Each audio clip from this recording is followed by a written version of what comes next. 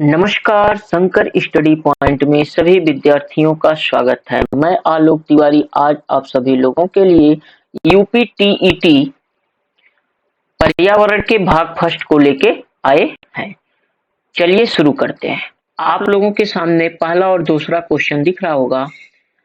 यहाँ पे है कि पारिस्थितिकी शब्द की प्रथम प्रयोक्ता कौन है? तो कौन है? कार्ल लीटर 1965 ईस्वी में। दूसरा क्वेश्चन है कि पारिस्थितिकी के जनक माने जाते हैं। कौन माने जाते हैं? अर्नेस्ट ही हैकेल माने जाते हैं। चलिए अगले क्वेश्चन की तरफ चलते हैं। अगला क्वेश्चन है हम लोग का कि भारतीय पारिस्थितिकी के जनक कौन है? क्या पूछ रहा है? भारतीय पारिस्थितिकी के जनक कौन है? तो प्रोफेसर रामदेव मिश्रा है। कौन है? प्रोफेसर रामदेव मिश्रा। क्या है यह? भारतीय पारिस्थितिकी के जनक है। चलिए अगला क्वेश्चन है कि पृथ्वी का सबसे छोटा परितंत्र है। पृथ्वी का सबसे छोटा परितंत्र क्या है? तो वह है जल की बूंद। नैनो परितंत्र भी कहा जाता है, या इसको हम लोग बोलते हैं जो जल की बूंद होती है। क्या होती है? जल की बूंद होती है। चलिए अगले क्वेश्चन की तरफ चलते हैं। अगला क्वेश्चन है कि चींटी को किस क्रम में रखा गया है? चींटी को किस क्रम में रखा गया है? तो उपभोक्ता तथा अपघटन दोनों में रखा गया। किसको? चींटी को। कौवा, चील, बाज आदि को कहा जाता है। जो कौवा है, चील है, बाज है आदि को क्या कहा जाता है? तो इसे कहा जाता है प्रकृति का मित्र। ठीक। चलिए अगले क्वेश्चन की तरफ चलते हैं।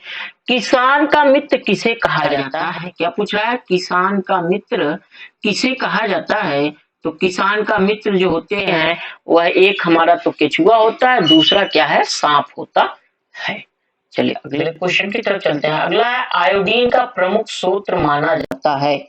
आयोडीन का प्रमुख स्रोत माना जाता है। क्या होता है? तो वह होता है हमारा समुद्री शैवाल। अगला क्वेश्चन है कि 10% ऊर्जा का नियम किसने दिया? तो किसने दिया था? लिंडेमान 1942 ईस्वी में दिया था। चलिए अगला क्वेश्चन है कि ऊर्जा का पिरामिड बनता है।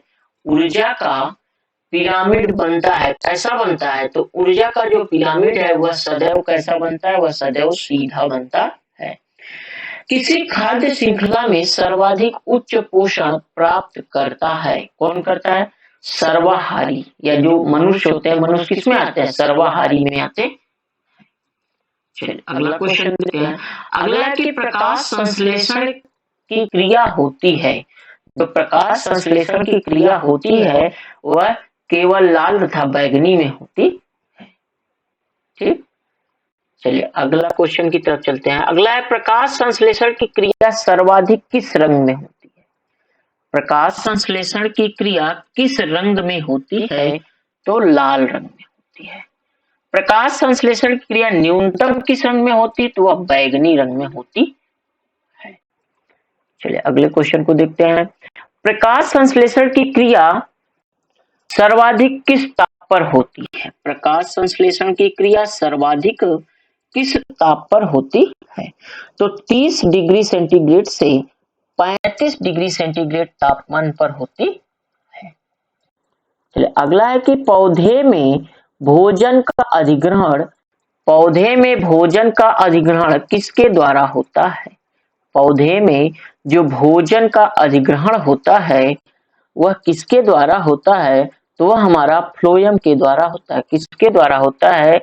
तो वह हमारा फ्लोएम के द्वारा होता है।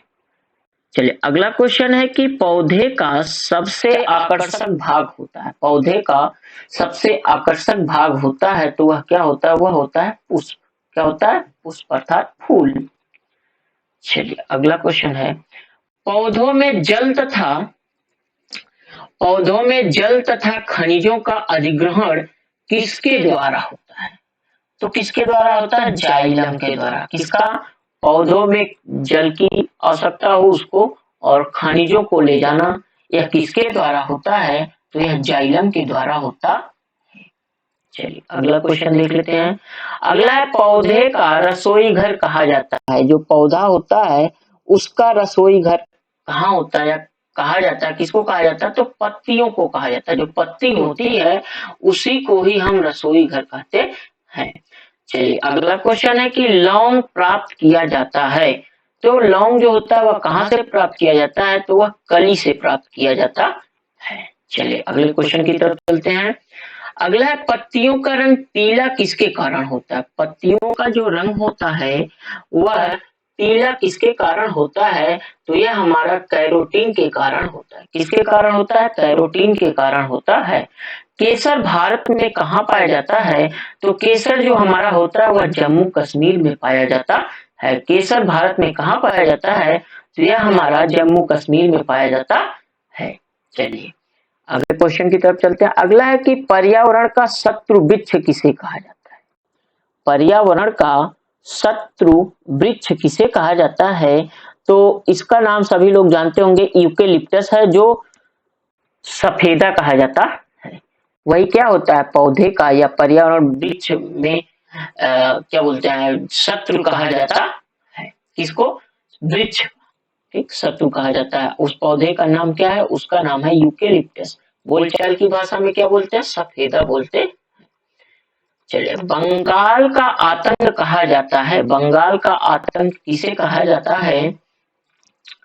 तो बंगाल का आतंक कहा जाता है जलकुंभी को। ये क्वेश्चन आया हुआ है, ठीक है, यूपी टेट में।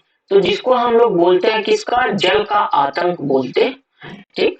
बंगाल का आतंक कहा जाता है तो किसे कहा जाता है? जलकुंभी को कहा जाता है। चलिए ऊर्जा का प्रमुख स्रोत क्या है? तो सबको पता है सूर्य होता है, ठीक। जीवों के द्विनामकरण पद्धति के जनक कौन है? तो कौन है? वह लिनियस है। किसके? जीवों के द्विनामकरण पद्धति के, ठीक। चलिए अगले क्वेश्चन की तरफ चलते हैं। अगला कि पारिस्थितिकी तंत्र का संरक्षण, पारिस्थितिक तंत्र का संरक्षण क्या कहलाता है? पारिस्थितिक तंत्र का संरक्षण क्या कहलाता है? तो यह कहलाता है अपस्थानीय संरक्षण कहलाता है, ठीक। चलिए अगले क्वेश्चन को देख लेते हैं। अगला है कि स्व पारिस्थितिकी में किसका अध्ययन करते हैं? स्व पारिस्थितिकी में किसका अध्ययन करते हैं?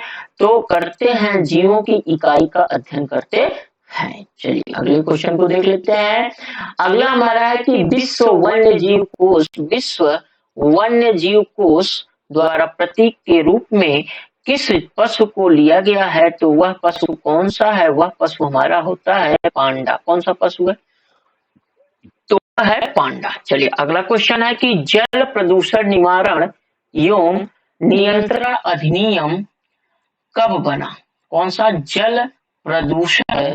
जल प्रदूषण निवारण नियंत्रण अधिनियम। तो यह कब बना? तो यह 1974 में बना था। तो ये आज थे आप सभी लोगों के लिए पर्यावरण के 30 क्वेश्चंस जो अति महत्वपूर्ण थे यूपी टेट के लिए।